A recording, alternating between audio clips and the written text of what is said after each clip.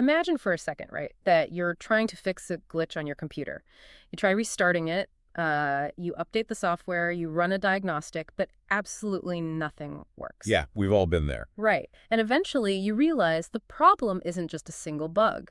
The entire operating system is fundamentally broken. To fix it, you literally have to wipe the hard drive completely clean and write brand new code from scratch. Total reboot. Exactly. And that sweeping reboot is the core of a fascinating 2006 blueprint by an author named Xu. It calls for the complete erasure of our societal hard drive, basically to build something called the Lifechanyuan era. Quite a concept. It really is. So our mission today is to impartially unpack this radical blueprint for human civilization.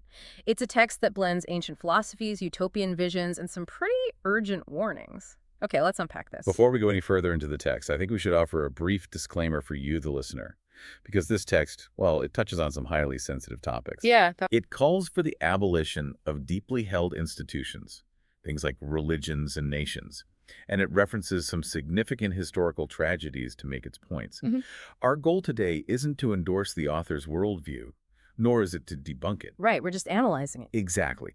We are simply here to explore the fascinating mechanics of the ideas presented in the text, to understand how this visionary framework is constructed and see what we can learn from its underlying logic. And looking at the architecture of these ideas, the author starts by diagnosing the problem with humanity in a very, very blunt way. The text claims that the last 5,000 years of human civilization is essentially a history of tears and blood. That's quite a phrase. Yeah, and that this whole ignorant era just needs to end. I mean, it's a sweeping historical judgment looking backward and seeing nothing but an endless cycle of suffering. But the text pinpoints a very specific root cause for all this chaos. Right, that's what you'd typically expect. No, it's not a lack of resources, and it's not like technological backwardness. The root cause is ideological. Yeah, the text argues that the fundamental root of all our disasters lies in the chaos of ideology. And the mechanism here is actually quite simple. When multiple groups claim absolute exclusive access to the ultimate truth, well, conflict is practically inevitable. Because there's no room for compromise. Right. Because everyone is claiming a monopoly on the truth, we are stuck in this vicious circle. The text argues that humanity can never really cast off this cycle until we address the institutions that enforce these divided truths. So to end the chaos, the text says we have to dismantle the institutions that cause it. And the target list includes religions, states, and political parties. Which is somewhat typical for utopian texts. Exactly. If you read a lot of utopian texts, blaming politics or national borders is pretty standard. The logic usually being that, lines on a map create unnecessary wars. But then the author throws a massive curveball. They really do. They include families on that list. And I mean, we usually think of the family unit as the anchor holding the ship steady during a storm. Why does this text view the anchor as the thing sinking the ship? To understand that, we have to look at the underlying logic of the author's argument regarding boundaries. Any institution that creates an us versus them dynamic, an in-group and an out-group, contributes to that chaos of ideology. So it's all about the division. Yes. A state creates a boundary based on geography. A religion creates a boundary based on belief. And a family creates a boundary based on bloodline. Ah, I see. So biological families inherently force you to play favorites. Like, if I'm fiercely protecting my family, I'm structurally prioritizing them over someone else's family, which means I'm, participating in the division. Within the logic of this text, yes, absolutely. All of these structures demand loyalty to a specific, localized group over the whole of humanity. The author's goal is to establish a completely universal, borderless identity. Right. To achieve that, you have to remove every single label that divides people, even the ones we typically view as positive or foundational, like the family. It's an incredibly extreme leveling of the playing field. But, I mean, if you erase literally all of our traditional structures, our nations, our religions, our very families, you can't just leave a void. No, society needs an operating system. Exactly. The text proposes shifting from an era where we evaluate things by man to an era where law is above everything.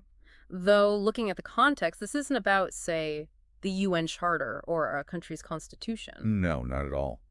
The text acknowledges that the UN and various countries have constitutions, but it just dismisses them as secondary, flawed human creations. The fundamental law it proposes to replace our current operating system is something called the law of Tao. The law of Tao. Right. The text describes this as a principle that surpasses all human constitutions. It's the ultimate rule of the universe and life itself. We are supposed to use this universal law as the sole standard for all of our words and deeds. Which sounds great, but determining what the universe actually wants seems like a pretty tall order. So to explain what the law of Tao actually is, the text brings in some major historical heavy hitters. Yes. What's fascinating here is how the author treats the great historical religious figures. It doesn't dismiss them, despite previously stating that religions are the root of the problem. Right, which feels like a contradiction at first. It does. But it references Jesus, Sakyamuni, who most people know as the Buddha Muhammad, and Lao Tzu. The author separates the original wisdom of these figures from the rigid, boundary-creating institutions that eventually grew around them. Yeah, the text claims that the words of Jesus, Buddha, Muhammad, and Lao Tzu, their respective texts like the Bible, the Quran, the Buddhist scriptures, and the Tao Te Ching are brilliant. It says they have expounded some rules of the Tao. But there's a catch. A huge catch. It makes a crucial pivot and claims they are all incomplete. I kept thinking about this like a massive musical project. Oh, how so? Well, it's like the author wants to create the ultimate spiritual greatest hits album. You take the absolute best tracks from all the ancient prophets, but you don't just stop there. You remix them with the achievements of modern science to finally unlock the absolute truth. That's a great analogy. The text explicitly argues that no single classic book contains the entire law of Tao. It requires a synthesis. A grand synthesis. Yes, the argument is that humanity must digest all of these classics, integrate them with modern scientific understanding, and only then can we approach the truth and find the right path. It's an exercise in supreme integration. But, to execute a grand synthesis like this, you can't just crowdsource it to the general public. You would need a very specific, almost fanatical group of builders who are willing to abandon their nations and families. That's true, and the text targets a specific demographic for this. It refers to them as the talents and wisdoms. The talents and wisdoms. Right. And these aren't elites in terms of wealth or traditional political power. The text defines these talents and wisdoms as people who have surpassed instinct, desire, and emotion, relying instead entirely on rational thinking. Which is super interesting because elevating rational thinking over emotion ties right back to the idea of abolishing the family. Emotion and instinct are what tie you to your bloodline, right? Rationality is what allows you to step back and view the entire globe as one single unit. If we connect this to the bigger picture, it is incredibly consistent. The text demands qualities like modesty, peace, simplicity, diligence, and tenaciousness. These talents and wisdoms are envisioned as the rational architects and pioneers of the new era. And the text paints a remarkably vivid picture of what this new era, the Lifechanyuan era, looks like once these architects actually build it. It describes a society that is almost impossibly harmonious. Oh, the details are striking. Yeah, with religions, states, and families gone, the entire globe becomes one big family managed by a single global government.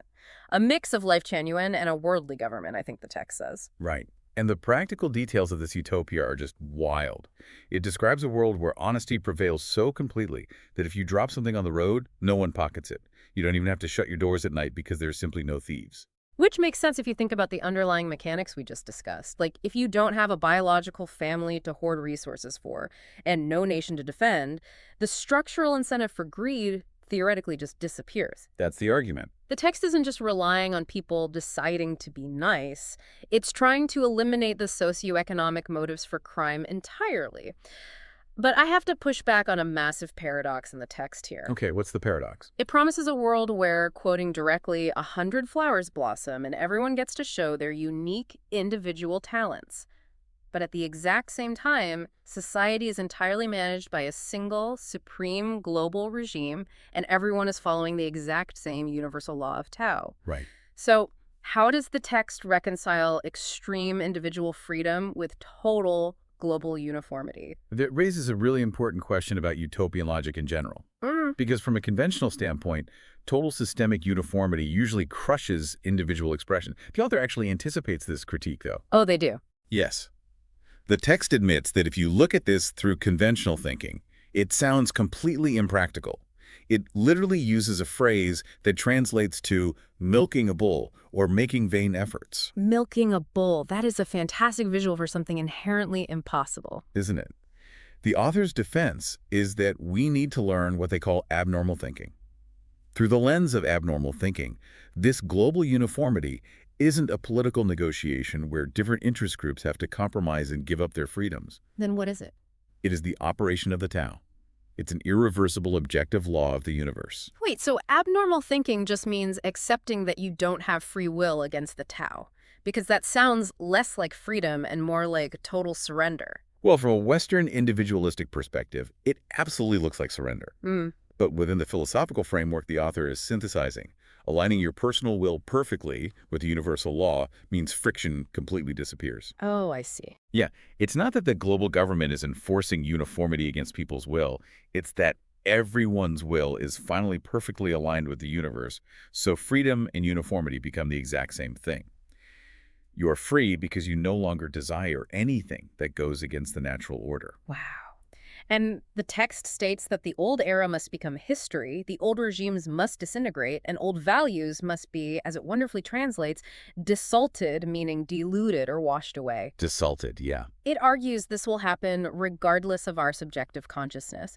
You can't vote against gravity, and you can't vote against the Tao. Any attempt to obstruct it is doomed to fail. But painting a picture of an unlocked, harmonious society where we all just align with gravity is one thing. Actually compelling people to abandon their families and nations today to build it requires massive leverage. It certainly does. And this text doesn't just ask nicely, the tone suddenly shifts. Here's where it gets really interesting. Because the author brings out the historical disasters. The transition from philosophical daydream to intense urgency is jarring, but highly effective. The text lists startling historical examples to prove that objective, unstoppable laws will wipe out anyone who isn't prepared. Right. It talks about Noah building the ark on a mountaintop while everyone else ignored the incoming downpour.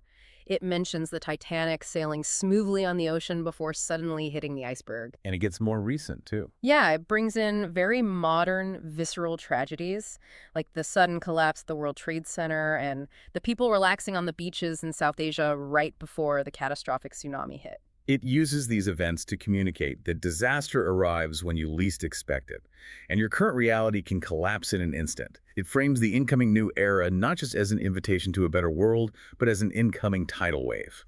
But, a tsunami or an iceberg is a physical threat. If the universe is rebooting, does the author want people to start literally building bunkers in the woods? The solution proposed isn't physical at all. It's purely mental and spiritual. The author states that the survival tactic is to change your consciousness. The goal isn't to join a physical commune today, but to adapt your internal state to survive the external shift. Right, and the text uses a very specific piece of jargon for this thinking frequency. Exactly. You have to improve your thinking frequency so that it resonates with the frequency of the universe's law. Hold on, thinking frequency sounds a bit abstract. Are we talking about meditation, a specific prayer, or just changing your worldview? It sounds like trying to tune a radio dial to catch the right station before the static completely deafens you. The radio dial analogy is actually highly accurate for how the text treats this concept. The static in this case is the chaotic ideology of the old world. Okay. Tuning the dial means actively absorbing the synthesized wisdom of the Tao, shedding your attachments to family and nation, and elevating your rationality above your emotions. If you do this, your mind resonates with the new era. And what happens if you don't tune that dial? Because the text warns that if you don't achieve this same frequency resonance, you will get hurt. But it doesn't say you'll be hit by a physical flood. It says your thinking will fall into disorder, leading to a mental collapse. Yeah, it's a psychological framing of an apocalypse. The threat isn't that the world burns down around you. The threat is that your mind shatters because it fundamentally cannot process the new reality of the universe. That is wild. The old paradigms of nations and families will disintegrate, and if your identity is totally tied to them, your sanity will disintegrate with them. That is a terrifying but incredibly compelling mechanism for urgency. It places the burden of survival entirely on the individual's internal spiritual work. Yeah. But a mental apocalypse isn't something you can just passively wait for. No, definitely not. If the threat is psychological, the survival plan has to be psychological too. So how does one actually tune this frequency on a random Tuesday? What is the actual day-to-day action plan for these talents and wisdoms? The instructions for daily life are quite specific. First, you have to stop wasting precious time on imaginary things, which the text uses to describe the fleeting concerns of the material world. It notes that even if you own the whole material world, it is utterly useless in the face of this cosmic shift. So no chasing promotions, no buying fancy cars, no worrying about your stock portfolio. Exactly. Instead, you need to focus entirely on self-improvement and self-refinement. The text loops back to those religious figures we discussed earlier to provide the blueprint. Right, the greatest hits. Yes. It instructs followers to obey the teachings of Jesus by accumulating wealth in heaven and to obey the Buddha by practicing unconditional giving. You essentially have to enter this community, absorb new knowledge, develop new thinking, and exchange your insights with other talents around the world. But you know what caught my eye here? What's that? There is a surprisingly blunt rule for utopia. The author says you should never expect to be the lucky dog, never expect to enjoy free lunch every day. It is a striking moment of pragmatism in the middle of a cosmic manifesto. Utopias are often criticized for promising endless leisure, but this text demands active, sweat equity participation. It's a strict transactional rule for entering paradise. If you want a game, you have to pay. If you want to survive the psychological apocalypse and enter this glorious new era, you have to personally sweat to build it. Otherwise, you just don't get a ticket in. You cannot just passively wait for the Lifechanyuan era to arrive. You have to construct it through your own effort. But there is one more crucial instruction in the action plan, and it reveals a lot about how visionary movements protect themselves. Wow. Yeah, it has to do with how you treat the people who oppose you. Ah, the rule about enemies. The text explicitly instructs its followers, don't hate your enemies. It says someday they will get their deserved punishment. It tells them not to retaliate because the Tao will work for them and take care of it. Basically, the universe will act as your bouncer. Right. You don't need to get your hands dirty at all. This is a highly effective psychological mechanism for keeping a movement focused. Utopian movements often face fierce opposition from the status quo. If the followers spend all their time and energy fighting their enemies, protesting, retaliating, defending themselves, they will never actually build the new society. They'd just be stuck in the old cycle. Exactly. By convincing the followers that the unstoppable law of the Tao will automatically punish their oppressors, the text effectively neutralizes their anger and violence. It delegates vengeance to the cosmos. That keeps the community focused, peaceful, and totally absorbed in their own development rather than getting dragged into street fights with the old world. It's very strategic. And the text finishes up with an incredibly warm, welcoming call to action. It tells the listener that it's their destiny, that they are lucky to be alive in this era, and invites them to enjoy the sincere care and love of this new global family. It ends on a note of deep optimism and belonging.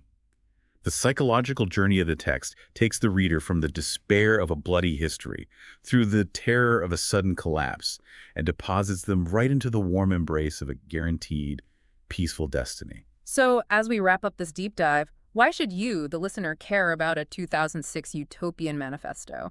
I think it's because this document serves as an absolute masterclass in how visionary frameworks are constructed. Absolutely. We saw how it diagnoses deep-seated societal exhaustion, that 5,000-year history of blood and tears. We unpacked how it synthesizes trusted ancient wisdom with modern logic to create a new ultimate authority in the law of Tao. And we explored how it uses the threat of sudden psychological collapse to demand intense, immediate personal transformation from its followers. It is a fascinating study in the mechanics of radical persuasion. It highlights the enduring human desire to completely rewrite the rules of our existence, seeking a clean slate when the current operating system feels just too corrupted to patch. So what does this all mean? We started by talking about flipping the operating system of society clean.